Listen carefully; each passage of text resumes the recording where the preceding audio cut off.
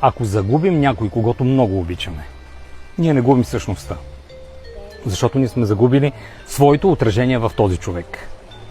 Тоест, огледалото, което ни е представило в нашата най-пълна същност, е загубило качеството си да ни отразява.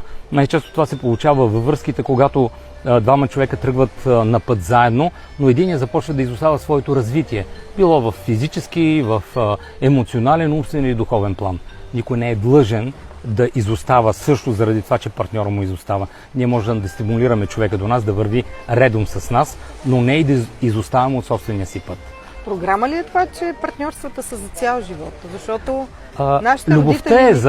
любовта е за цял живот, партньорите се сменят.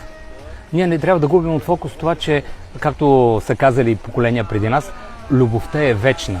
Обектите се менят. Менят се тогава, когато те спират да бъдат това, което са били в началото на нашата връзка.